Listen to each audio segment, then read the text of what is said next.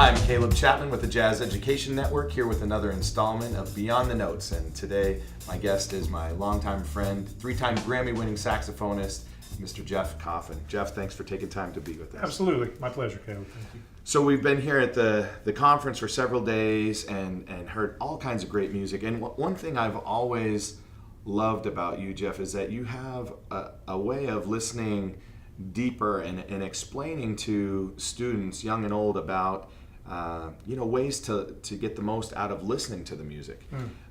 What's the easiest way for an educator, especially at the high school or the junior high level, to be able to get their students to think differently about how they listen to music? I think part of it is that you have to listen with them a lot of times. And I think one of my favorite experiences from being in college was listening with friends and listening with people that really knew the music. I remember taking drum lessons one semester, where basically the lessons were the drum instructor sitting with me and listening to like Tony Williams and Philly Joe Jones and Elvin, et cetera, and sort of pointing out different things that meant a lot to him as a drummer. And so it taught me to listen to the drums in a different way. So I think that if you have someone who's a really qualified and expert listener, if you will, you can sit with the students and point certain things out. Did you hear that? Did you hear what the rhythm section did under the soloist? Did you hear where the soloist left the space and what the rhythm section did? Or, these kinds of things. And then you could play them stuff and ask them what they heard. Excellent. And I think also that it's important to listen to their music. Say, I want to play you something, and I want you to play me something. So there's a reciprocal thing that's going on. Right. It becomes a sharing. Yeah, absolutely. And then probably the instructors are going to learn just as much as the musicians. Of course, they should. Do you think that listening is something that you can practice? Like you can practice playing on your horn? Absolutely. What would a practice routine look like for listening? Like how would you approach something like that? Well, for me and my students, I use Google Drive to put all their lesson information in there. And so I'll have certain people that I want them, like I'll listen to them and be like, okay, well, these people are people you should check out. And I'll put links up there and this kind of thing. I think you need a quiet space. I think headphones can be okay. I prefer not to use headphones when I'm really listening to something because they can be fatiguing on the ears. And I don't think that you get the full spectrum of sound, certainly not washing over your body, which is another way that we listen also is with our body, not just our ears. We feel the music. It's vibratory, and we feel that on our skin and on our body. So I think that taking time and setting aside time to actually actively listen, I call it active listening, or also the act of listening. And so I think that with those things, you can practice becoming a better listener. Fantastic. You're one of the many artists that finds themselves fully immersed in multiple worlds as far as the music you play, with your own band, the Mutet, and then frequently with the Dave Matthews Band. How do you balance those two things? Like, do you feel like you need to revisit jazz if you've been playing on the road too much with the Dave Matthews Band? Or does it just enhance what you're doing in both situations? I think it enhances. Back when I played with Bela Fleck, I was telling somebody this yesterday that one of the great lessons that I got from him early on, one of the many lessons, was he said to me one time, he said, you have to understand that this gig isn't everything for any of us. And I thought, that's a very deep, mature and deep way of looking at things. And so for me, I've always been interested in doing a lot of different kinds of things. So in Nashville, I do a lot of studio work. I have a couple of different groups that I go out with on my own. I do stuff for other people. Obviously, the Dave Matthews thing is my main gig. But I also go out and do a lot of education work around the country. I teach at Vanderbilt. So I kind of get fed in a lot of different ways. I realized, and I was talking to the Disney guys about this yesterday, I realized when I played at Disney one summer, I believe it was summer of '88, that I couldn't really do just that.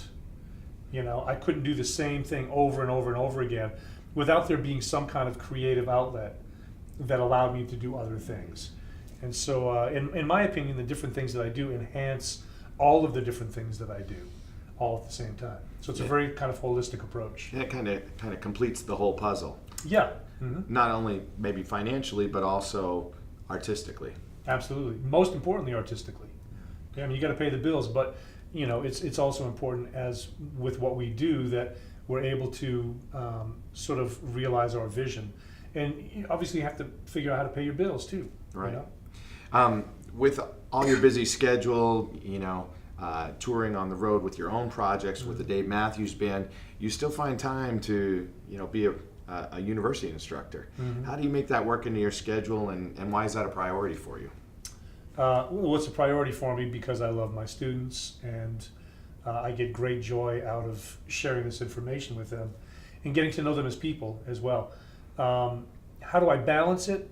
It's not always in balance. That's something that I need to work on, as far as balancing all the different things that I do. And but we make it work. I communicate with them, and they know that I'm on the road a lot. They know what my schedule looks like and what I do, and they're cool with that. As long as I get them their amount of hours per semester, we're good. And they all work. They work hard for me. They all improve. They're all improvising and really doing great. And they're amazing people. That's a really great thing. Is they're amazing people. Fantastic. Mm-hmm. One last question, Jeff. There are a lot of artists that participate in the Jazz Education Network conferences, Mm-hmm. and some that are here every year. And I've noticed that you're one of the most visible artists. And I recall seeing you at my very first Gen conference that I went to, which was back in New Orleans, and you were performing there with the Mutet. And I think I've seen you performing at every single conference since then. None of the artists are paid to come here, which means it's a big sacrifice financially on your part.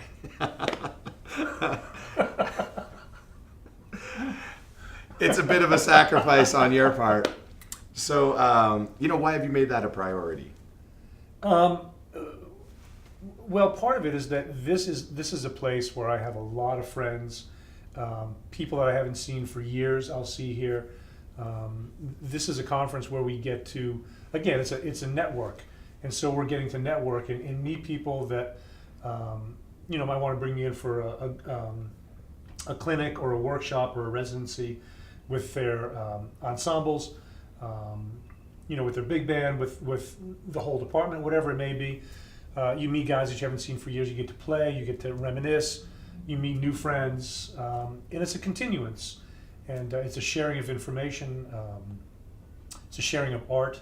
It's inspiring on every level, not just from an educational level, but from a musical and artistic level as well. And I think that it allows us to hear and to see the next generation of what's going on with his music. And we get to participate in that, we get to experience it, and then we get to go home and tell people about it.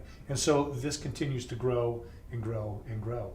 And it's thrilling to be here. It's a lot of work to be here, and obviously none of us sleep very much while we're here. But it's a thrill to be here, and we keep seeing the amount of people growing every year also. So people are doing something right. Right. Mm-hmm. Well, we're so grateful that you're such a big part of it. And thanks for taking time to chat today. Once again, this is Caleb Chapman with Beyond the Notes and the amazing Mr. Jeff Coffin.